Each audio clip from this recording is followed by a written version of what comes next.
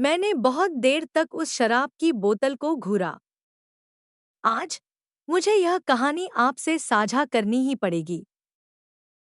यार, कहानी सुन के चैनल सब्सक्राइब कर दो। जैसे भी हो, सब्सक्राइब के बटन पर क्लिक करो।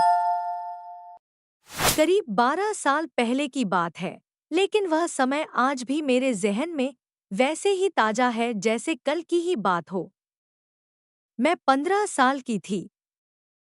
मेरी बहन नीलिमा, वह दुनिया की सबसे प्यारी इंसान थी। हालांकि अगर मैं ईमानदारी से कहूँ, तो उस समय मैं उसे बहुत अधिक महत्व नहीं देती थी। वह थोड़ी अलग थी, छोटे बाल, लड़कों जैसे कपड़े, गुड़ियों से ज्यादा गाड़ियों में रुचि। जब वह 13 साल की थी, तभी से उसने यह अंदाज अपनाना शुरू कर दिया था। माँ बाबा को यह सब पसंद नहीं था। उन्हें लगता था कि यह बस एक फेज है, जो कुछ समय में खत्म हो जाएगा। लेकिन जब उनकी डांट फटकार, मार पीट और रोने धोने से भी नीलिमा नहीं बदली, तो उन्होंने हार मान ली और उसे अपनी पसंद के कपड़े पहनने की इजाज़त दे दी। हमारा परिवार बहुत धार्मिक नहीं था, लेकिन समाज की परवाह जरूर करता था। बाबा पुलिस अफसर थे, काफी ऊंचे ओहदे पर। वे प्रगतिशील भी थे, दूसरे धर्मों और जातियों को लेकर कभी भेदभाव नहीं किया। लेकिन जब समलैंगिकता और ट्रांसजेंडर लोगों की बात आती, तो उनके विचार बेहद कठोर हो जाते। मैंने खुद भी यह मान लिया था कि समलैंगिक और ट्रांसजेंडर लोग बीमार होते हैं, जिन्हें इलाज की जरूरत होती है। जब नीलिमा ने खुद को एक टॉमबॉय के रूप में प्रस्तुत करना शुरू किया, तब भी मैंने ज्यादा ध्यान नहीं दिया। लेकिन जब हम दोनों 15 साल के हुए, तब मुझे एहसास हुआ कि माँ बाबा इतने नाराज क्यों थे। मुझे समझ में आया कि नीलिमा सिर्फ एक टॉमबॉय नहीं थी, वह ट्रांसजेंडर थी। मुझे खुद से ही घिन आने लगी कि मेरी अपनी बहन कुछ ऐसा हो सकती है, जिसे मैं अब तक घृणा की नज़रों से देखती आई थी। मैंने कई बार उससे इस बारे में सवाल किए, लेकिन हर बार वह या तो गुस्से में मुझे टाल देती या इनकार कर देती। धीरे धीरे हमारी बातचीत बंद हो गई। फिर एक रात, जब मैं देर रात तक मोबाइल पर गेम खेल रही थी, तो मैंने कुछ अजीब आवाज़ें सुनी। मैं नीलिमा के कमरे के पास से गुजर रही थी, जब मैंने उसे सुबकते हुए सुना। कमरा खोलते ही मेरा दिल बैठ गया। वह ज़मीन पर घुटनों के बल बैठी हुई थी, काँप रही थी और इतनी धीमी आवाज़ में रो रही थी कि शायद किसी को सुनाई न दे।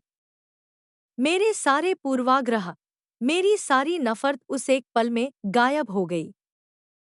मैं भागकर उसके पास गई, उसे ज़मीन से उठाया और कसकर गले लगा लिया। वह बहुत देर तक रोती रही।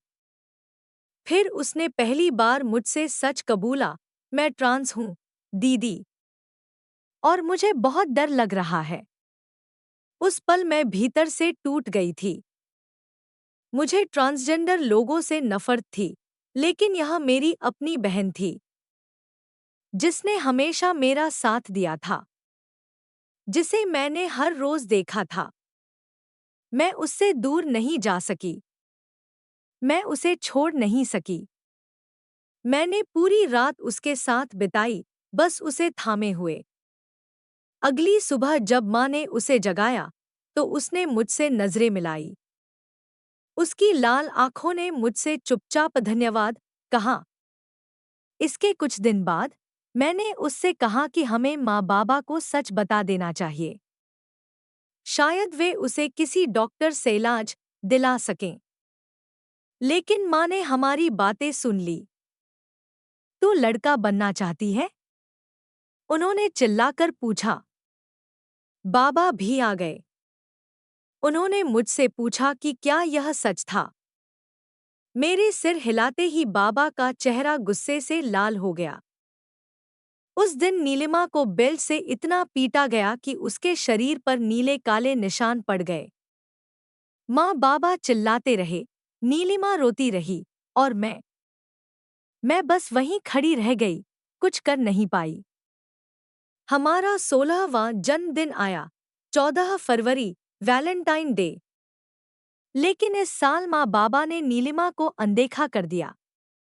उन्होंने सिर्फ मेरा जन्मदिन मनाया, लेकिन मैं उसे अकेला नहीं छोड़ सकती थी। अगले दिन, जब घर में कोई नहीं था, तो मैंने नीलिमा के लिए एक तोहफा खरीदा, एक बड़ा सा, नरम टेडी बियर।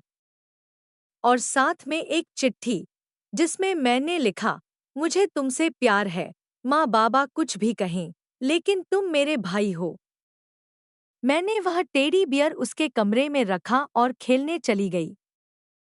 कुछ देर बाद उसके कमरे का दरवाजा खुलने और फिर बंद होने की आवाज आई। फिर एक जोरदार धमाका। कुछ सेकंड तक मैं समझ ही नहीं पाई कि यह आवाज क्या थी। फिर एक अजीब सा डर मेरे भीतर समाने लगा। मैंने दौड़कर नीलिमा का दरवाजा खोला। वह फर्श पर पड़ी थी, खून में लथपथ। उसके हाथों में वही टेडी बियर था। मुझे कुछ समझ नहीं आया। मैं घुटनों के बल गिर पड़ी। मैं हिल भी नहीं पाई। बाद में पता चला कि उसने बाबा की बंदूक चुरा ली थी और खुद को गोली मार ली। कुछ दिनों बाद मुझे एक लिफाफा मिला, मेरे नाम का। उसके अंदर 5 गेम कार्ड्स थे, जिन्हें मैं बहुत पसंद करती थी, और एक चिट्ठी, सबसे अच्छे भाई के लिए। मुझे खुद से नफरत होने लगी।